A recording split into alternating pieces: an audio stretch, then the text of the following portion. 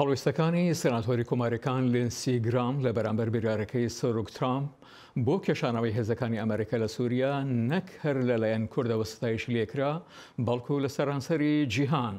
نیاز حامد برایم لێکۆڵە ڕووچاودێری کاروباری ڕامیاری دوێنی لە درەنگانێکدا لە ڕێگای سکایپەوە لێمان پرسی ئاخۆ گرام لە دەمی سەردانەکەیدا بوو تورکیا و کۆبەنەوەی لەگەڵ ئەردوگان و کاربەدەستانی تیرۆی تورکی هیچ گۆڕانێک بەسەر هەڵوێستەکانیدا هاتووە وا وەڵامی داینەوە. گرام هەڵوێستەکانی زۆر کاریگەر بوو و ینی توانی ترامپ ببینێ و ینی چاوخشانەوەیەک بکە بە بڕیارەکەی و سەردانەکەشی بۆ تورکیا بۆ گەیاندنی ئەو پەیامە بوو کە جۆن بۆڵتن کە لە تورکیا بوو ویستی بگەیەنێتن ئەردۆغان ڕەتی کردەوە ئەو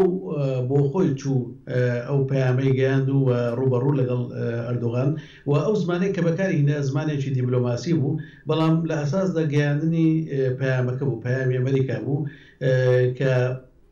ئەو پارادیگمایەی کە ئەمریکا ئیشی لەسەر دەکاتن لە ناوچەکە چۆن دەبێتن یعنی ئەو خطوتە عریزە یاخود بڵێ و هێلە پانانەی کەەوە دەبێت ئەمریکا ئیشی لەسەر بکات چۆنەوە بە فەرمی بە ئەردۆغانیان گوت وە ئێستا کە دەبینین دەرکەوتەکانی ئەو بینینە یعنی کاردانەوەی کردووە لەسەر لێدوانەکانی ئەردۆغان. ئێمڕۆ ئەردۆغان دەڵێتن ئێمە ڕێگا نادەین ناوچە ئارام دروست بێتن و ببێتە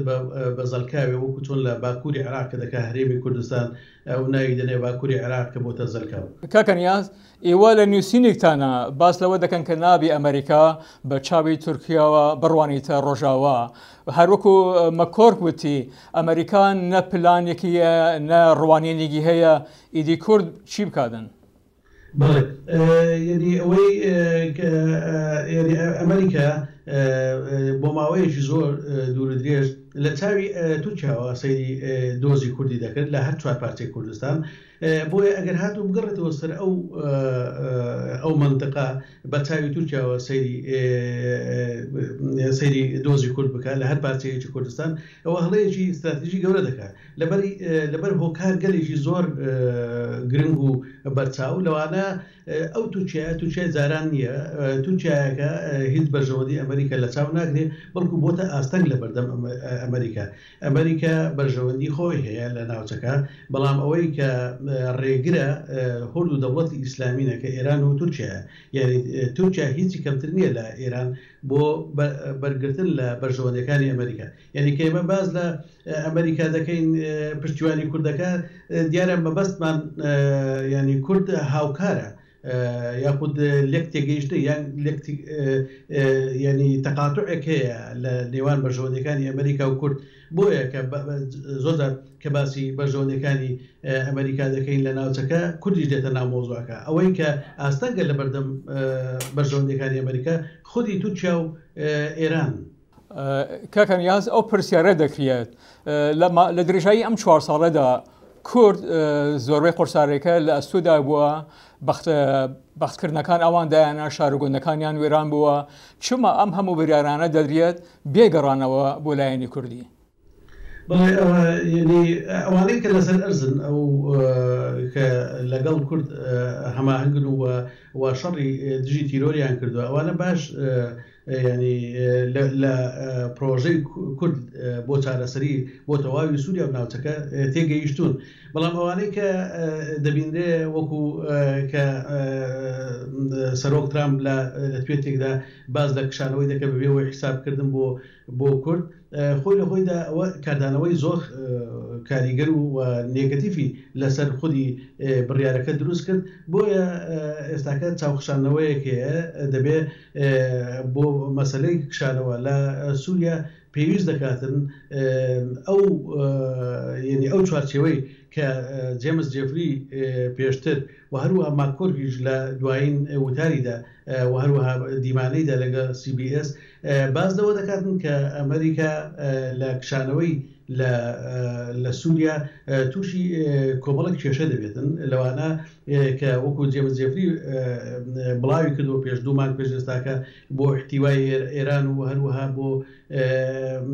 زیندوو نەبوونەوەی داعش و هەروەها پاراستنی